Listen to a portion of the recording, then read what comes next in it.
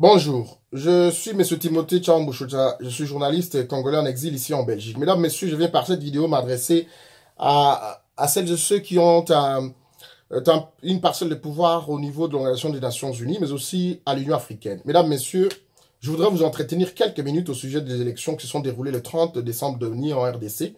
Élections dont vous avez, à travers vos organisations, adressé quelques communiqués que je trouve une insulte à la mémoire des Congolais. Ces communiqués sont de nature à berner le peuple congolais.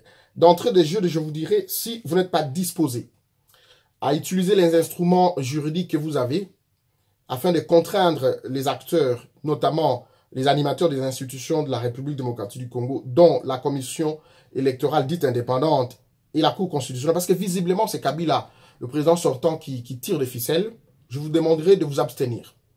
Vous nous direz tout de suite que ça relève les élections, relève d'un État, relève de la souveraineté d'un pays. C'est vrai.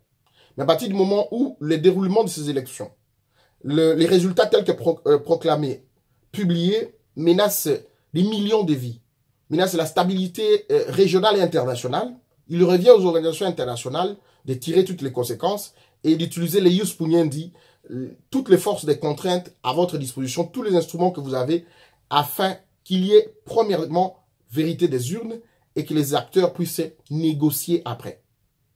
Vous ne pouvez pas demander au peuple français, qui s'est exprimé massivement devant les urnes, le peuple belge, le peuple sud-africain, le peuple américain, que sais-je, canadien, etc. Vous pouvez pas demander à cette population-là de recourir de façon pacifique lorsqu'on voudrait torpiller son expression. Je parle ici de la plus haute expression de souveraineté que le fait d'exprimer son vote. Et le souverain primaire en RDC a exprimé massivement son rejet du régime de Kabila, qui est un régime sanguinaire. Le peuple a massivement exprimé son rejet à travers le vote massif du candidat de l'opposition. Je vous demanderai tout de suite que si vous ne voulez pas utiliser tous les instruments à votre disposition, prenez toutes vos distances comme vous avez toujours pris. Parce que ça fait 18 ans que Kabila massacre les Congolais, que Kabila les enterre vivants, qu'il les enterre par centaines dans les fosses communes, qu'il est en train de massacrer et de tuer même vos observateurs. Et cela au vu et au su de l'ensemble de toutes les institutions, notamment celle de l'Union africaine, complice, mais aussi celle de l'ONU, complice. L'ONU qui a la plus grande mission au monde, avec environ 21 000 hommes, dont 19 000 casques bleus. Donc, si vous venez avec deux messages de nature à berner les Congolais, si vous venez avec deux messages de nature à insulter la mémoire des Congolais, parce que généralement, nous nous sommes fait insulter par plusieurs fois du fait que nous sommes un peuple mouton, que nous ne savons pas nous battre, que nous avons peur, que nous sommes un peuple distrait, eh bien, ce peuple-là va s'assumer. Et ce peuple-là a donné leçon pratiquement le 30 décembre dernier, à travers la circonscription électorale de Beni, Butembo, ce peuple qui a été exclu du processus électoral, et ce peuple a organisé son vote personnel pour d'abord montrer que les raisons pour lesquelles ils ont été exclus sont farfelues, mais également vous envoyer à vous le message que personne ne connaît l'âme et l'esprit du peuple congolais pour ceux qui rêvent la balkanisation de ce pays-là. Ces populations de Beni, Butembo, de Yumbi appartiennent à la RDC et ils l'ont démontré. Il est inadmissible qu'il y ait eu des élections et qu'à travers vos communiqués, vous demandez une solution négociée. Mesdames, Messieurs, on ne négocie pas les suffrages d'un peuple. On les publie. Les résultats d'une élection, on les publie. On vide les irrégularités par les recours au niveau des instances compétentes. On tire les conséquences, là où il y a eu des irrégularités, et on vide les contentieux, et les forces en présence vont plus tard, en toute légitimité, avoir un dialogue, établir des contacts pour avoir des solutions, des aménagements négociés afin de constituer leur majorité. C'est cela. Vous ne pouvez pas, en amont, demander que l'on puisse négocier. Les acteurs politiques vont négocier quoi? alors que les souverains primaires voudraient avoir la vérité de son expression. C'est pourquoi je viens par cette vidéo vous proposer, premièrement, le recours à la Cour constitutionnelle, bien totalement inféodé à Kabila, que l'on puisse procéder au recomptage, bulletin par bulletin, bureau de vote par bureau de vote, centre de vote de compilation par centre, circonscription par circonscription, des 3 principaux candidats. Le candidat Emmanuel Shadari, qui est venu en 3e position, les candidats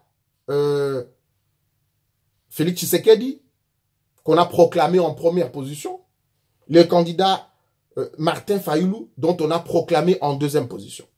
Je voudrais que cela se fasse, et ça relève du bon sens.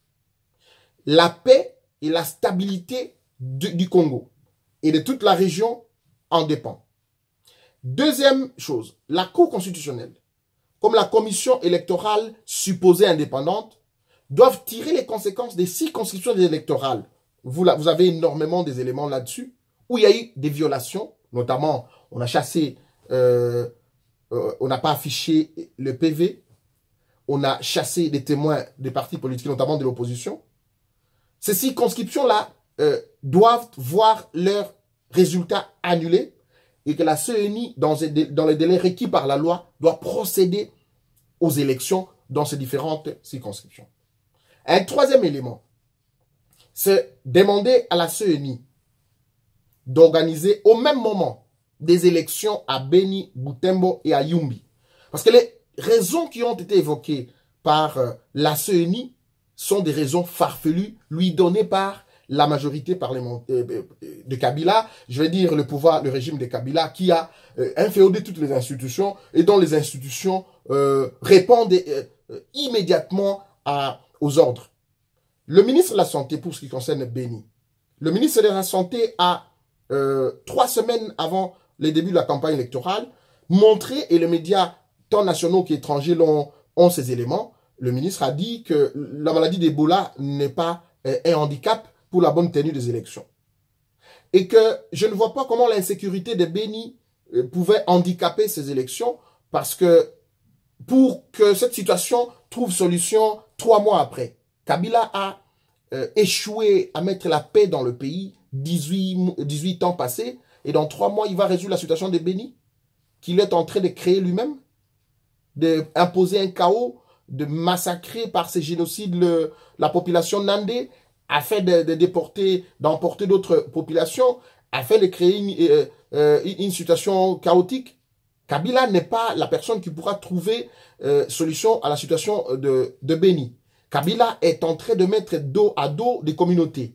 Kabila est en train d'amener les paix, consulter la sociologie africaine, je veux dire congolaise. Notre anthropologie renseigne que nous ne sommes pas une population belliqueuse. Et à Yumbi, c'est une population pacifique. Kabila a créé des problèmes.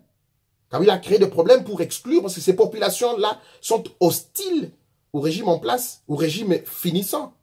Et que donc nous demandons, on dit que nous sommes une armée de plus de 120 000 éléments, ben qu'on a 20 000 éléments à Yumbi, à Beni, à Butembo, qu'il y ait des élections, et que le nouveau président de la République soit d'abord celui qui soit confortablement élu avec l'ensemble de sa circonscription électorale. La circonscription électorale d'un président de la République, c'est toute l'étendue de la République démocratique du Congo, là où se trouvent les bureaux de vote, là où se trouvent les électeurs, là où se trouvent les centres de vote.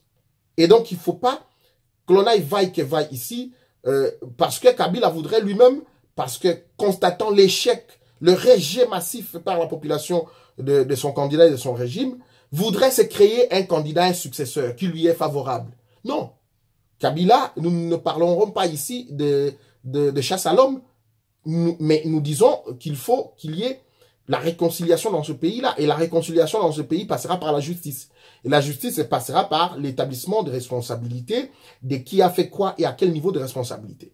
Donc ça ira du chef de l'État au dernier citoyen du pays.